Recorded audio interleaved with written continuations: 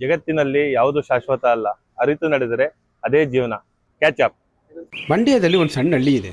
ಅಲ್ಲಿ ಮೂರ್ತಿ ಅಂತ ಒಬ್ಬ ಹುಡುಗ ಇದ್ದ. ಅವನಿಗೆ ಅವನ ತಂದೆ ಕಡೆಯಿಂದ 3 ಎಕರೆ ಜಮೀನು ಬಂದಿತ್ತು. ಅದು ಮೈಸೂರು ಬೆಂಗಳೂರು ಮೈನ್ ರೋಡ್ ಪಕ್ಕನೇ ಇತ್ತು.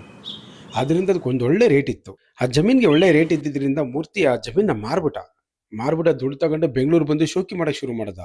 ಒಂದು ಬಾಡಿಗೆ ಮನೇಲಿದ್ದ. ಬಾಡಿಗೆ ಮನೇಲಿ ಇತ್ಕೊಂಡು ಆನ್ಲೈನ್ ಗೇಮಿಂಗ್ ಆಡಕ್ಕೆ ಶುರು ಮಾಡ್ದ. ಹುಡುಗಿರು ಶೋಕಿ ಮಾಡ್ದ. ಹುಡುಗರ ಜೊತೆ ಕುಡಿಯೋದು, ದಿನಾ ತಿನ್ನೋದು, ಕುಡಿಯೋದು, ಸಿಗರೇಟ್ ಸೇದೋದು, ಜೂಜಾಡೋದು, ಇದೆಲ್ಲ ಮಾಡ್ತಾ ಇದ್ದ. ಬರ್ತಾ ಬರ್ತಾ ಕೊನೆಗೆ ಅವನ ಹತ್ರ ದುಡ್ಡೆಲ್ಲ ಖಾಲಿ ಆಗೋಯ್ತು. ಬಾಡಿಗೆ ಕೂಡ ಕಟ್ಟಕ್ ಆಗ್ದಿರೇ ಒದ್ದಾಡ್ತಾ ಇದ್ದ. ಇವನ್ ಕಷ್ಟ ನೋಡಿ ಅವನ ಹತ್ರ ಇದ್ದ ಹುಡುಗಿರೆಲ್ಲ ದೂರ ಹೋಗ್ಬಿಟ್ರು. ಅವನ ಹತ್ರ ಕುಡಿಯಕ್ಕೆ ಬರ್ತಾ ಇದ್ದಂತ ಸ್ನೇಹಿತರು ಕೂಡ ದೂರ ಹೋಗ್ಬಿಟ್ರು. ಅದರಿಂದ ಅವನಿಗೆ ತುಂಬಾ ಬೇಜಾರಾಗೋಯ್ತು. ತುಂಬಾ ಬೇಜಾರಾಗಿ ಮತ್ತೆ ವಾಪಸ್ ತನ್ನ ಹಳ್ಳಿಗೆ ಬಂದ. ಅವಾಗಲೇ ಅವ್ನಿಗೆ ಗೊತ್ತಾಯ್ತು, ಈ ಜಗತ್ತಲ್ಲಿ ಯಾವುದೂ ಶಾಶ್ವತ ಅಲ್ಲ. ಇದನ್ನ ಮುಂಚೆನೆ ನಾನು ತಿಳ್ಕೊಂಡಿದ್ರೆ ನನ್ನ ಆಸ್ತಿ ಉಳಿಯೋದು, ನನ್ನ ನೆಮ್ಮದಿ ಉಳಿಯೋದು, ನನ್ನ ಆರೋಗ್ಯ ಉಳಿಯೋದು ಅಂತ ಬೇಜಾರು ಮಾಡ್ಕೊಂಡ.